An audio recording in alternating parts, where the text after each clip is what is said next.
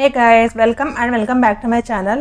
So ee roju video lo manam bow making design ela chesaro telusukundamu. Indikosam nenu ikkada satin fabric తీసుకున్నాను. డెల్ప్ వచ్చేసి 22 ఇంకా length వచ్చేసి 12.5. ఇది కొంచెం పెద్ద సైజ్ చేస్తున్నాను అందువల్ల ఎక్కువ తీసుకున్నాను. వచ్చేసి సేమ్ సైజ్ లోనే నేను క్యాన్ కూడా తీసుకున్నాను.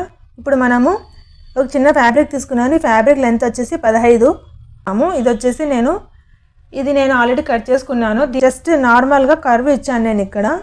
కర్వ్ ఇచ్చేసి ఇక్కడ మనము మిడిల్లో ఇక్కడ ఇటు సైడ్ వచ్చేసి 1.25 మార్క్ చేసుకొని క్రాస్గా కట్ చేసుకున్నాను. సో ఈ విధంగా అది బ్యాక్ యూజ్ అవుతుంది. నెక్స్ట్ మనము సాటిన్తో క్యాన్ని స్టిచ్ చేసుకోవాలి. చూడండి నేను ఇలా స్టిచ్ చేసుకున్నాను. ఇప్పుడు మనం దీన్ని ఇలా ఈ విధంగా ఫోల్డ్ చేసుకుందాము.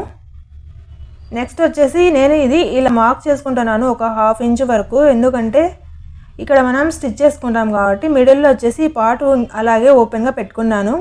పార్ట్ నుంచే ఓపెన్ చేసుకుంటాం కాబట్టి దీన్ని నేను ఇప్పుడు ఇలా ఫోల్డ్ చేసుకొని ఈ విధంగా అంతా ఈ విధంగా పెట్టుకున్నాను. సో ఇక్కడ మిడిల్ వరకు ఇలా ఫోల్డ్ చేసుకున్నాను.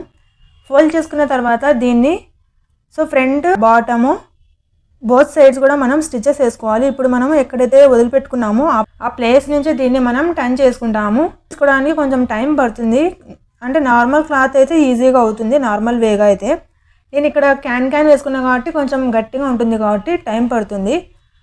ఈ విధంగా నేను మొత్తం ఓవరాల్గా ఇలా టర్న్ చేసుకొని ఇలా ఫోల్డ్ చేసుకున్నాను. ఫోల్డ్ చేసుకున్న తర్వాత దాన్ని థ్రెడ్తో ఇలా చుట్టుకున్నాను. నెక్స్ట్ మనం ఈ చిన్న క్లాత్ తీసుకున్నాం కదా, ఈ క్లాత్ని మనము ఈ విధంగా ఫోల్డ్ చేసేసుకొని 2 సైడ్స్ కూడా స్టిచెస్ వేసుకుందాం. ఇప్పుడు దీన్ని మనము టర్న్ చేసుకుందాము. చేసుకున్న తర్వాత ఈ విధంగా వస్తుంది. దీన్ని మనము ఇటు సైడ్ కూడా ఫోల్డ్ చేసుకుందాము. ఈజీగా ఉండాలి అనుకుంటే కొంచెం దీన్ని మనం ఐరన్ కూడా చేసుకోవచ్చు. ఇప్పుడు మనం ఈ క్లాత్ని ఇలా ఫోల్డ్ చేసుకుందాము. ఫోల్డ్ చేసుకొని స్టిచ్ చేసుకుందాము. ఈ బ్యాక్ సైడ్ రిబ్బన్ ఉంది కదా, దీన్ని మనము మొత్తం ఓవరాల్గా స్టిచెస్ వేసుకుందాము. జస్ట్ ఈ పార్ట్ నేను ఎక్కడైతే రెడ్ మార్క్ పెట్టానో ఆ పార్ట్ ఒక్కటి వదిలిపెట్టుకొని మొత్తం స్టిచ్ చేసుకుందాము. ఇలా నేను స్టిచ్ చేసుకున్న తర్వాత అంటే చాలామంది మిడిల్లో వదిలిపెట్టుకుంటారు, ఎందుకంటే అది మనం ఫోల్డ్ చేసే టైప్ వెళ్తుందని. నేను వచ్చేసి జస్ట్ నార్మల్గానే ఒక 1 సైడ్ వదిలిపెట్టుకొని మొత్తం స్టిచెస్ వేసుకొని అంతా ఓవరాల్గా ఇలా నేను దీన్ని మనం ఇలా చేసుకున్నాను. సో చూడండి, దీన్ని ఐరన్ చేసుకుంటే ఫినిషింగ్ బాగుంటుంది. నేను ఐరన్ చేసుకున్నాను. ఇప్పుడు మనము